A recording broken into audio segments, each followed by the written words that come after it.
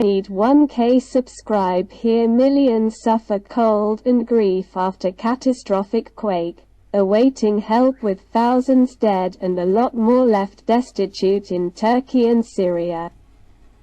Individuals attempting to uncover casualties. Millions suffer cold and grief after catastrophic quake, cover the dead and accommodate a large number of survivors are arguing for more guide. Millions suffer cold and grief after catastrophic quake. The city's soccer arena is loaded with tents to shield families whose homes were obliterated in the current week's quakes. Outside, where individuals cluster in vehicles or around little fires to avoid the unpleasant cold. Work groups battle to separate the residing and the dead from the remains of high-rises that disintegrated to the ground. Dormant bodies are taken to a covered exercise center and spread out on the floor. Families looking for missing friends and family go body to body to look at the countenances. They continue on the off chance that they don't perceive the carcass, and shout out in distress when they do. It was in this soccer arena, in the crushed city of Kahramanmaraş, in southern Turkey, that President Recep Tayyip Erdogan showed up in the seismic tremor-impacted zone on Wednesday. Recognizing the gravity of the emergency and calling for steadiness from a great many enduring individuals. My residents, my kin generally have tolerance. I'm sure my country will show persistence in the future.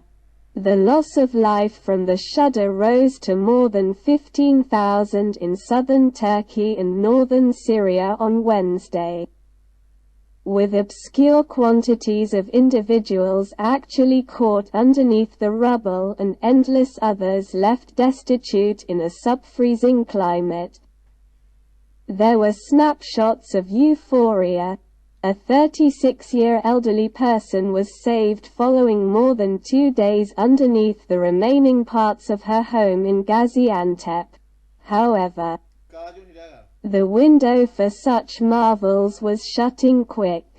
In Turkish towns and urban communities struck by the size 7.8 seismic tremor on Monday and its many consequential convulsions, occupants have stood by fretfully for government help to remove their friends and family from a huge number of imploded structures, keep their families warm and guarantee they get enough to eat. The more drawn out that misery endures, the more it could disintegrate the political remaining of Mr. Erdogan, who frequently depicts himself as an able mentor who figures out everyday citizens' concerns. Analysis of his administration's debacle reaction could burden his journey to remain in power in basic decisions expected on May 14. Mr. Erdogan as of now faces headwinds given expansion that passed 80% last year and more extensive monetary pressure that market analysts say he has exacerbated. Political rivals who tried to unseat Mr. Erdogan held onto the issue on Wednesday.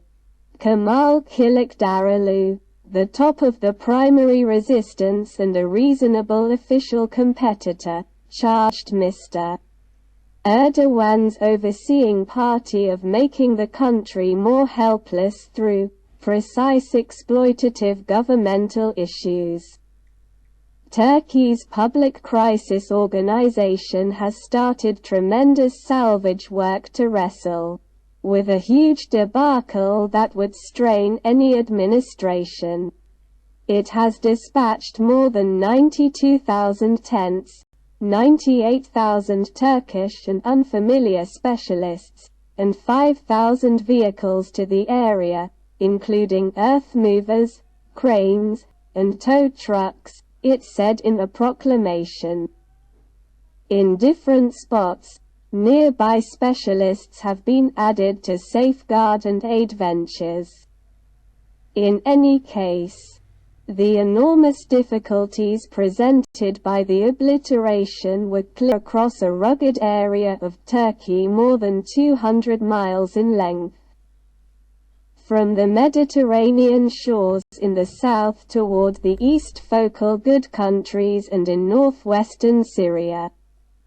In the town of Pazarcık, Turkey, close to the tremor's focal point, imploded structures made roads blocked, and, surprisingly, those actually standing were battered and generally vacant, their occupants reluctant to gamble further falls. "Pazarcık is finished," said Hasan Uzinkodalak, 60, who sells material products. Who is the state expected to help?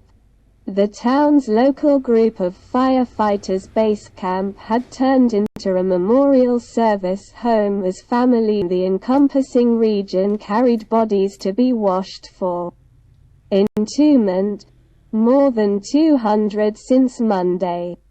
Incorporating 49 got before an early afternoon on Wednesday. Ordinarily, the washing would occur at mosques, yet there were an excessive number of bodies for them to deal with. And some of them were mangled. One family showed up with the collections of 6 family members, ages 15 to 90, shrouded in covers in the backs of 2 pickups. As the family stood by to wash the bodies, a crying lady lifted the covers and kissed the feet of her mom and father. Another relative, Emre Tokgazlu, said he had lost his significant other's mom, father and sister, who had been squashed by rubble when the family tracked down them. I need 1K subscribe here.